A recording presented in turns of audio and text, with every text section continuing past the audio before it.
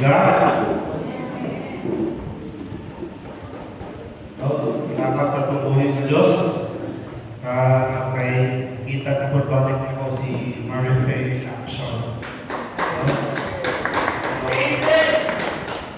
Lugi-lugi na po siya kauban. So, salamat sa Ginoo kay balik. Lugi na ako balik ang pag-lead sa congregation ni Lord. So, before that start, akong i-hanyo na ito ko sa lingon. Itong iyan ng mga Bibles and itong mga notebooks, mga cellphones, itong mga notes para karoon na message ito para sa kamuntahan. Before that, ay na sa pagtuko sa pagtuko. Let us pray. Heavenly Father, Lord, we thank you, God, for this morning with us. Salamat Ginoo sa iyong presensya, God. Salamat Ginoo sa iyong pagpapati, Lord, sa mga pag-guide sa iyong motos. You are worthy to be praised, God. Mo lang Diyos ang mga pag-guide. Ito ang mga pasalamat, God. Lord, at this point of time, God, we pray, God, ito Ginoo, paghahapas sa mga Lord, wisdom. So listen to your word, God. Give us accepting heart, Lord, to accept, God, the message that happens to our Lord.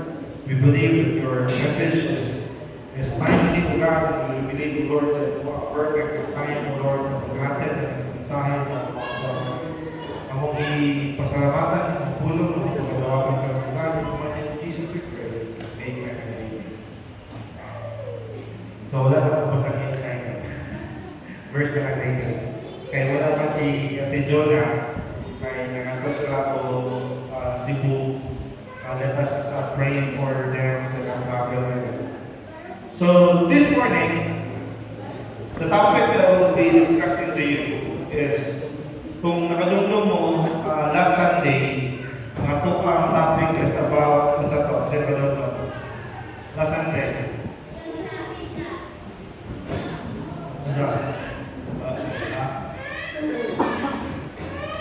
Topic na last Sunday is about forgetting the past and moving forward. No? So, ato ang pinaka-main verse last Sunday is about Apostle Paul na nag-ingon siya na usa ka sekreto na iyang gibuhat para magpadayon siya to move forward is forgetting what's in the past. Kung sa ko'y sa history na ko, wala ko naghimong maka-hold sa iya para mag-move forward. Daghan ko mga instances na makapahold sa atoa kay atoa gina-treasure ang past na to. Atong gina-treasure ang history sa atoang life. Ang history is just a story or part sa atoang life. Ang history is just part sa atoang life and dapat dili na siya maka-apekto kung saan may atoa ang buhat or future. You can learn from the experiences, but don't let that experiences hold you back. Usahay matlok ng batang abanti. It is because we are thinking about the things in the past. Muna ay reason na nung gamay na tayo ang dato because ang mga negosante, maskin pa kung na failure na sa in the past, wala nila nang ilalagay kalimutan ng failure in the past kung nag-move forward sila. Naghimo na po sila negosyo lain, hindi mapalpak ako paghimo na sa negosyo lain, hindi mapalpak ako paghimo na sa negosyo lain. Until the time, makita na nila kung sa'y makapasucceed sa ila. Pero if hindi sila move forward because they are already scared of the failure na nahitabo sa ilang nagahapon, they were hold back sa ilang nahitabo sa ilang nagahapon. And they will never be able to move forward. So now, last Sunday we talked about forgetting the past and move forward.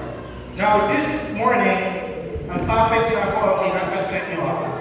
Since may topic last Sunday on forgetting the past and move forward, karon ako na pong topic is how to move forward. Amen. Sayo naman ang, siguro ako ba, minsan sayo naman ang paglimot sa kadahapon.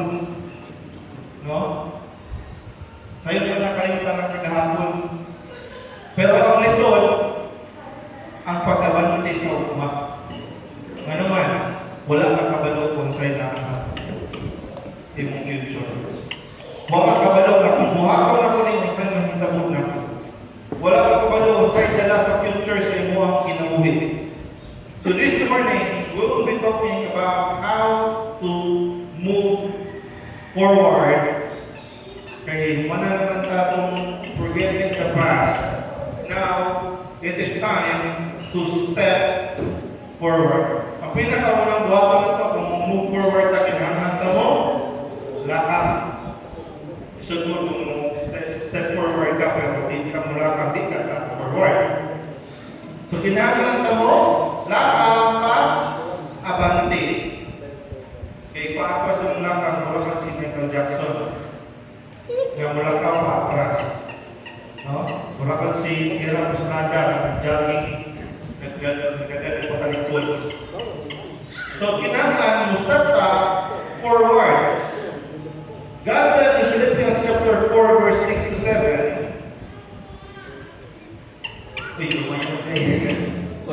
He said, don't worry about anything, instead pray about everything.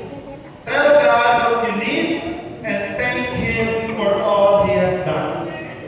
Then you will experience God's peace, which exceeds anything we can understand. His peace will guard your heart and minds as you live in Christ Jesus. So, usa sa mga reason anong mag-lisod ka o step forward or mahatlog ka mo step forward because we worry so much. Usa kay mabalakan ka sa pag-ayo maghadlok na tamo step forward because wala ka malungkot sa hitabo after ka mo step forward. Naabay tayo ang matumban, naabay tulog ako matumban, naabay matumban na laing tao, usa kay may takot ako. So people is stopped by the worries sa ilang una-una. Maskin sa pagpatrabaho, iguyon sila na istoryahan na kasi yung manager, don't die, ibukan mo kayo ka, ano ka i-promote. I-promote ka, pataskan na ko yung musuldo, pataskan na ko yung murado, pataskan na ko yung trabaho. Karon naghuna-huna na ka. Ako ka rin gawa ko ng promotion or dili. Ganawan, nakakaba ko yung mas tigulang para ako diri sa kumpanya. Kunya wala pa sa nag-promote sukan-sukan. Ika ako rin gawa ko, basta ko niya, malaki ko siya na, patiyaan na din kung duntan. Ika ko rin gawa ko ng promotion, na nagpuna ko, kaysa ako mga karaan na na-hire sa kumpanya, basta ko niya ko, na ako'y balik sa trabaho. Pero if dili ka step forward and magpadala ka sa itong worries o sa mga may tabo, dito ka move on. Dito ka move forward. O nang-iikot diri sa Philippines, diyo sa puso ko, don't worry about anything. Instead, kung sa mga kabalakan, pray about everything. If you are worrying on your future, kung nag-worry ka sa ikaw maon, nag-worry ka kung sa sunod mo, kung sa kayo sunod, let's tell you the truth, after ko ng high school, nag-unahon natin ko sa pagbilingon, kung sa ka ang life after mag-high school. And let me tell you honestly, wala akong pangantay sa wala. Una-una po after sa high school po ako, nasunod ko ni Lord. Pero wala ko din, sunod ko na wala ba nga. Gusto ko mag-engineer, gusto ko mag-doctor, gusto ko mag-nurse. Wala yun. Wala feeling na ako, wala ko sa kuya, end of the world na. Kasi kita-tekstorya sa mga katugulagan sa mga na, pag binutunan, ihapit na mabala yung ginong. Wala na ako, wala ko siya ginong sa high school. Pero later on, after na yung sa pagpain ng mundo, wala akong gugulo sa akong kurso. At tulad ko din Pili-pili ko dito. Nauna na ko mga bisura ko ng mga kawalan. Terus magma. Engineering, nursing ko. Ibubanahan ko nursing. Doktor ko sa po, rekorta. Ulit ko sa balay, hindi ko sa tatay, sa balay mo ginahan. Kung wala ko mo ka-design. Kung nawalan ako high school, kutaman ko. Wala na ako nawalan college. Ay sa pag-computer na lang, kung hindi ko sa computer, kay di pa ka masunod yung klase sa unang musika ng tulang computer. Pag kita computer course, sakto no? So anything, ni-enroll ko computer technician and later on proceed to IT. Nakita na ko na if dili ka mo control, dili ka kabalo kung mag-graduate ka. If dili mo testingan, dili mo hibawan kung kaya ganin mo. No? Nakapagin ko yung trabaho karon, diskumpiyado ko madawat kay engineering company man. Engineering mathematics yun. Pero later on, siya na, ayaw ka pala na, sir, offer mo ko play training. So before ka isa lang nga ako, kagami yung project mo ka, i-train pa ka. Nauna ko, sige, tama po yung training, ikamutan na lang sa bukas sa training. Pero, nabasa lang po progression dito lang kami, kaya namasid lang po. If wala akong nag-step, naghingo ako step, para madala ko dito ng kumpanya, dili ko kasulod. Kung dili ko mag-apply, dili ko katrabaho. Kung dili ko mo enroll, dili ko ka-graduate. Kung dili ko mapasa ka assignment, dili ko kapasa. So, if we want to move forward, we should stop worrying. Sayo ka paglingon sa kagahapon. Kanang story of my life, mawala ka na sa John. Kasi take Facebook doon eh. Facebook. Ano ba? Hindi ka mo rin Facebook. Kasi sige, mahilig din rin mag-post of my story. Amen. Amen. Kita lang natin. Isa mahilig mag-post of my story. O sa'yo naman tayo yun sa my story. After 24 hours, mawala. After 24 hours, mawala na siya. Meaning, pass na nga story ninyo. Pass na nga yung story sa inyo na. Kung niliti mo na buhay na nakapass, ikaw ang mahimong story. Kasi, kinahan na yung story na na. Kinibatan ni bukan yung story na. Istoryahan na ng kanas. Kaya siya, bukan ba yun siya? Sayang kayo. O na kinahanglan, mag-move forward ka, di ka mag-standby kung asa ka na-fail. Because kung diyan ka na-fail, pasabot ka lang na mo na starting point ni mo balik. Let me share to you a story in First Kings chapter 17, verse 7. Dito na yun. Sige, tingnan mo yung Bible na masalang may bulig lumayan mo. Kaya, sabi ka. Ikaw ba? Verse 7, tingnan mo yung mga Bible sa iyong cellphone. Hindi mo siya talaga, ang wala yung Bible, hindi po siya kita sa TV, pagmingang na. Verse 7, sometime later, the brook dried up. Meaning, naay akong tagtuyot or tinglinit. The brook dried up because there had been no rain in the land. Verse 8, then the word of the Lord came. Verse 9, go at once to Zarephath in the region of Sidon and stay there.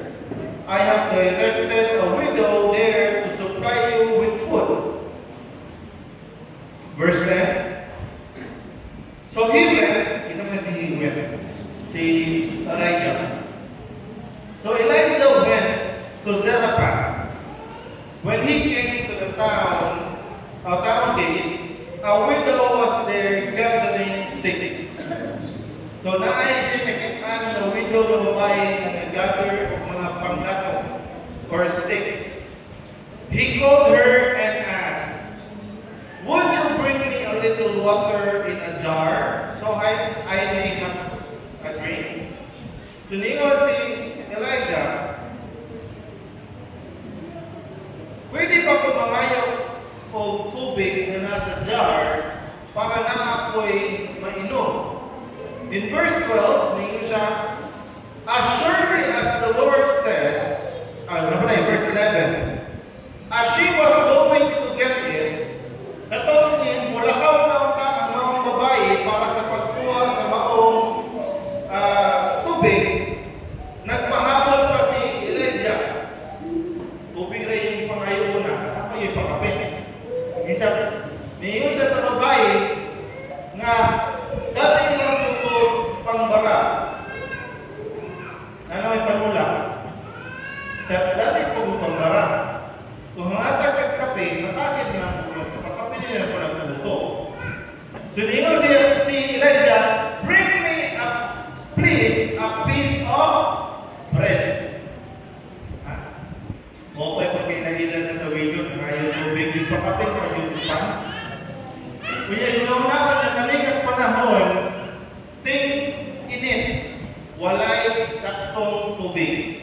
Ano man, ang brook or gamay na siya nga sapa na mala. Ang isa kainit. O wala na ulan-ulan, so wala na sa supply sa water. And actually,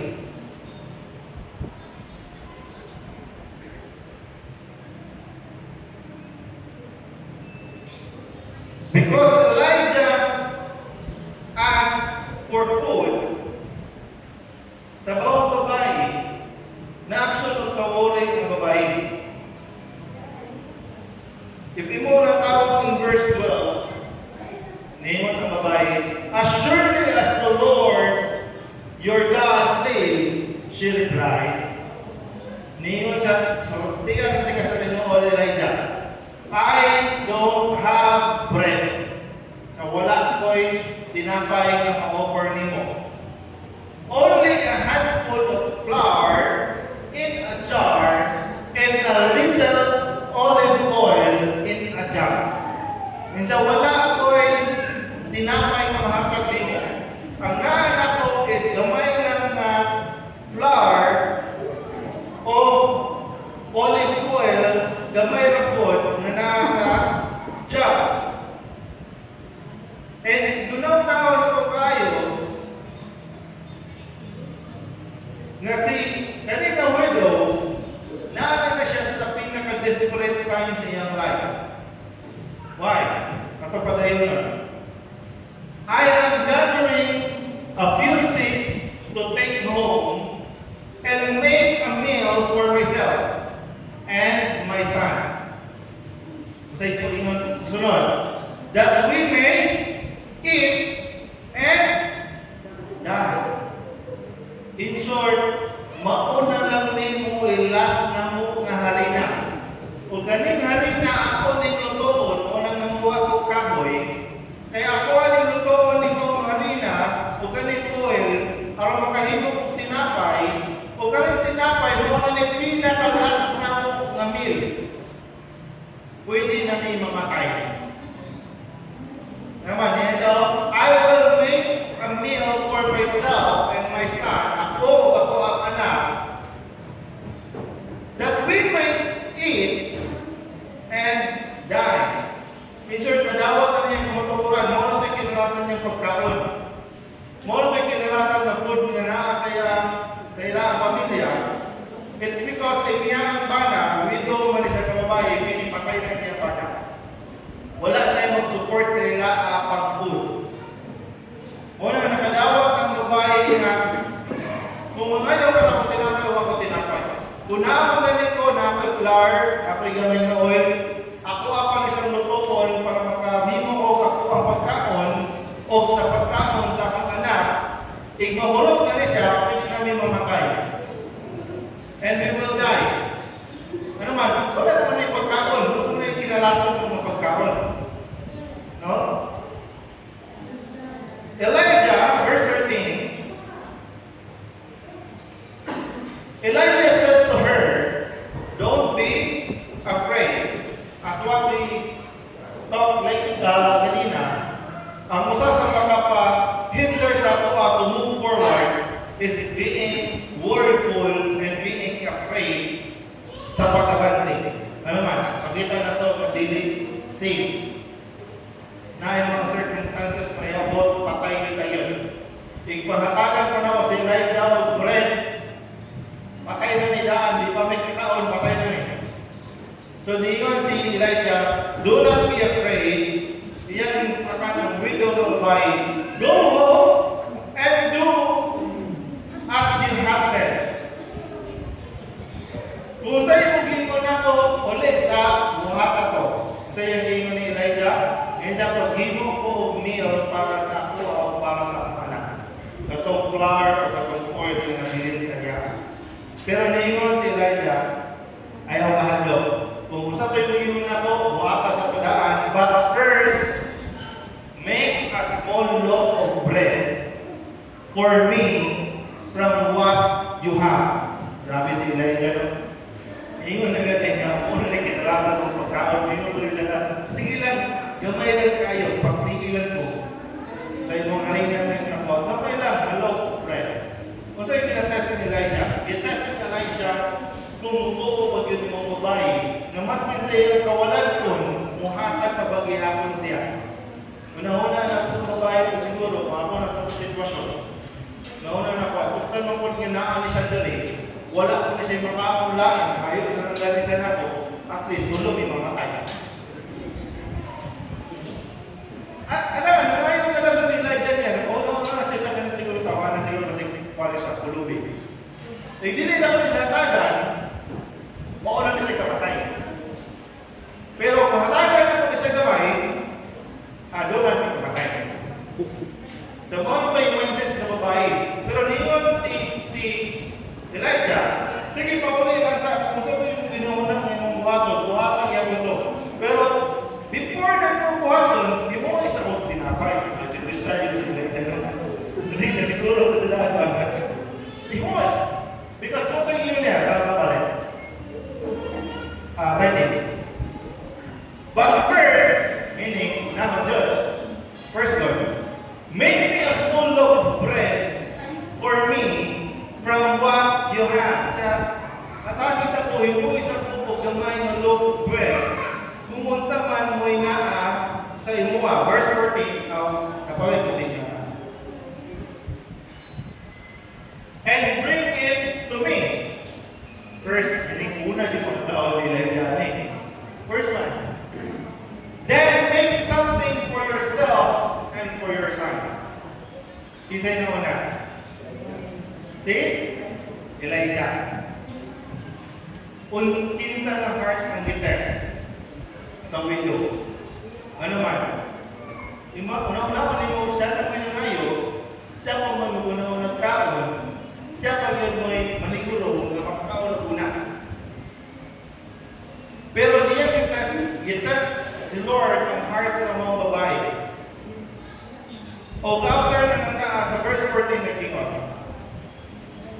for this is what the Lord God of Israel said.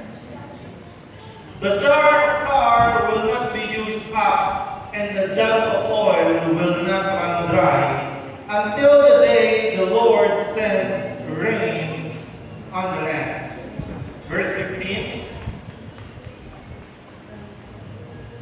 She went away, and did as Elijah told her. Kung sa pag-ingon ni Elijah, ang maong widow ng babae iyang gibuhat step by step. Ang pinakaunang gibuhat niya, nagbuhat siya gamay, iyang gihimong tinapay, o iyang gihatag ni Elijah. After nagbuhat ko siya og lain para sa iya o sa iyang anak. Pero in verse 15, so she went away, and then Elijah had told her. Pero so there was food every day for Elijah and for the women of her family. Ang promise sa Ginoo sa mga babae, dili mahurot ang tinapay o ang oil until the time ng ulan o balik. So, gikan atong adlaw nga nangayo si Elijah, dito na sa balay sa widow na napa. Ano man? Every day, wala na hotdan o bread nga lutuon ang mga widow. Verse 16. For the jars of flour was not used up, and the jug of oil did not run dry, and keeping with the word of the Lord spoken by Elijah. So when she did what Elijah told her, what happened is, nag-start to work si Lord. Dili before nga nagbuhat ang mga babae sa tinapay. Katong time na naapay na kay Qatar, wala pa may giloto, wala pa may miracle na hitabo. Katong time na wala pa niya hinapti ang oil, wala pa yung miracle na hitabo. Pero during the time nga iya ang bibuhat kung sa ilingon ni Lord ang buhaton niya, mawala po yung time nga naghimo o milagro si Lord sa iya ang kinabuhi. And gikan atong time na nagluto siya tapos sa naabot ang panahon nga nagbulan, the Lord provided her and his son, including si Elijah, o pagkaon nga iya ang gihandom nga wala niya gi-expect, nga wala niya gidahom nga ihatag sa Diyos. It's only a matter of stepping forward. If you imagine, kung wala nito ang mga babae sa sugo ni Elijah, kung wala siya naghimo o tinapay para kay Elijah, wala siya ka-share sa iyang panalangin ni Elijah, kinalasan niya ang panalangin, kinalasan niya ang pagkaon, kinalasan niya nga kwarta, dili na yun mahitabo ang mga milagro. Why? There is blessing in obedience. If we obey, expect help from the Lord. If you obey, mag-expect kita na through sa ato ang lakaw, diha sa ato ang pagtuo sa pulong sa Diyos, mapadala ang Ginoo o tapang sa ato sama sa widow na woman.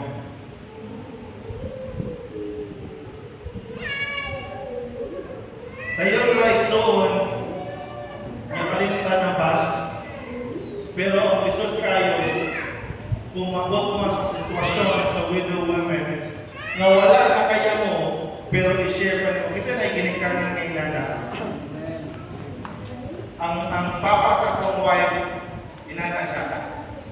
Nga, iyan na lang kaon, iatag pa niya. Inana ka kabutan ang iyang papa. Kaya magsakay ni Bukor ka, padulong ni ko ilang taong nalo, ilang sintro sa Jensen. Bukor ka ba sila sa namin mga ako, si Malay, yung mama, tulungin ako na pasahero. Makakita ka sa estudyante, tulungan na niya.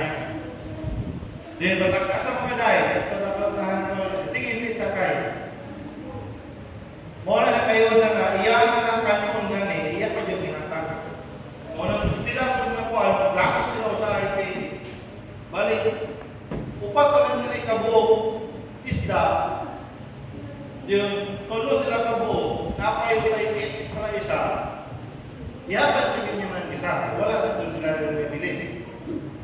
So siguro yan sa konsepto sa widow women, para may enough na lang patatlo sa ilaha, ang mamatay man sila gani, busog sila. Pero agi kayo nangayaw sa Elijah, ila ba yung i-share at kung sa ilaha nila na wala na mata. Pero because of that action, because of that obedience niya ni Lord, si Lord nagpadala ng tabang. Ang tabang walang nauna, ang tabang wala naunahin. Pero in the process of obedience, dito nagsugod ang milagro ni Lord. Ano naman? Every time na maghimo ang babae o tinapay, dili ako. Ang flour, maskin pag-usaon ng bukbo, dili mahurot. Ang oil, maskin pag-usaon ng yabo, dili mahurot. Ano man? Because the miracle of the Lord, the blessing of the Lord, usahay wala siya sa naguna, usahay wala siya sa kinalasan, pero usahay sa kutang tumatawa sa proseso sa imong obedience, diha i-release ni Lord ang iyang panalangin. John chapter 14, verse 25 to 27. Amen.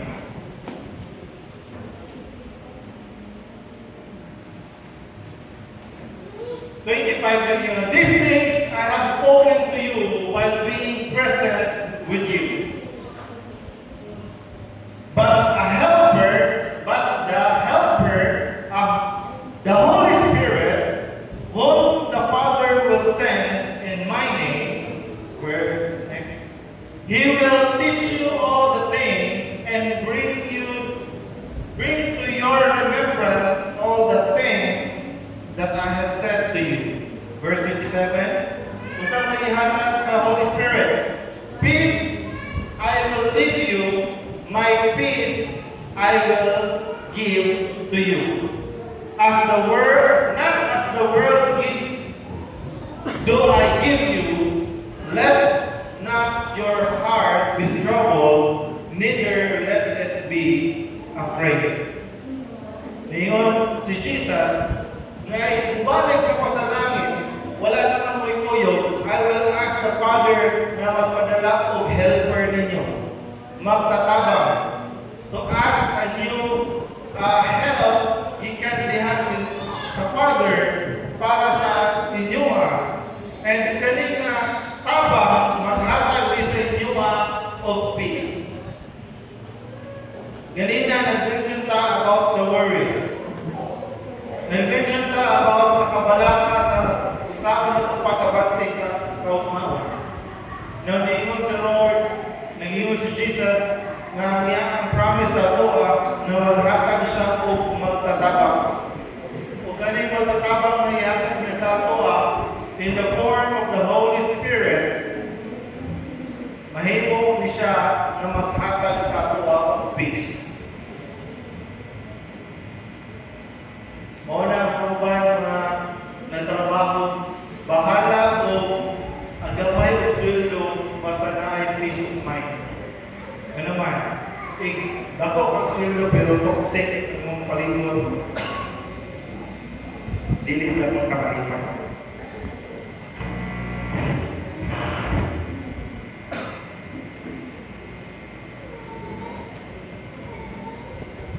So, it is scary to move forward. Hadlo kayo mabante. Pero kung kalipat abante na to, mapupungan siya sa imong past, mapupungan siya sa imong kabalaka, you will never move forward. Kung mahadlok na sige, soon sa kung sa'y naa sa kaugmano na to, usabi kay Lord, do not worry about anything. Instead, pray for everything.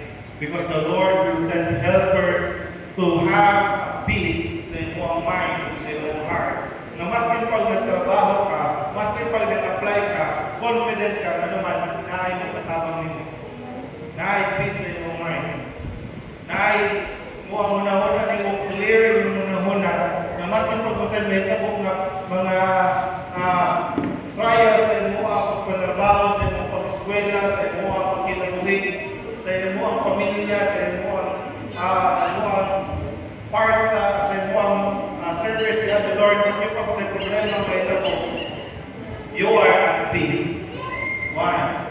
Because the Holy Spirit is in you. And that is the promise of the Lord. Na kung padayon ang ka, nga kung ato ang sunod mo sa ikingon sa pulong sa Diyos, He will send us a helper. It might be impossible with someone, but God will make it possible for you. As what you think that it is way out of your plan, don't worry. Kung nantaw ninyo na, dili naman ikaw sa akong plano. Wala tayo laban sa plano ng Lord. Pero ayaw ka wala ka exone kay ang style of the Lord, dili na siya mo go kung sa nagsanganin mo. Because ang plan na ganaan mo usahay limited lang sa plan na ihatag ni Lord. Ang plano sa babae na widow, mukhaon lang, pag huwag sa kanalasan, pwede na siya mamatay. Pero ang plano ni Lord, pakalimon sila, takan sa muna ng balik, araw mabuhay sila o lugar. So if we were afraid to move forward, that this message is all mahibong encouragement sa tuwa. Nga in drought times sa itong life, sa kawalan po sa ito ang kinabuhi.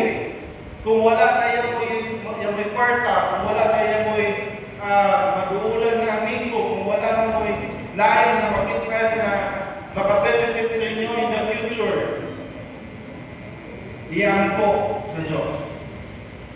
And continue like the Apostle Paul, continue the works of the Lord. Diyon siya maskin pa o daghan na kayo ko na accomplish sa una, daghan na kayo kong simbahan na napatukod sa kada lugar, pero wala ka na himo na nag-hold back sa akwa na move forward. So si Apostle Paul nagpadayon sa pagpanagbago diya sa pagservisyo diya sa itong buhay ng Diyos. Maskin pa o na-prison na siya, maskin pa o dilutos na siya, maskin pa o idakip siya. Dahil one time sa Roma, pag nag-preso sila, ikulata pa yun sila. Kasamat-samat pa yun sila. Pero wala ko na yung mga nakapugong sa iya sa pagpadayon diyan sa pagpararangan sa itong buhay ng Diyos. Walk in faith and so on, and not by sight. Serve the Lord and not the man, and have peace in all you do. God will bless the works of your hands if we obey upon the Lord forever and ever. Ang yan ang sa panito. Let's pray.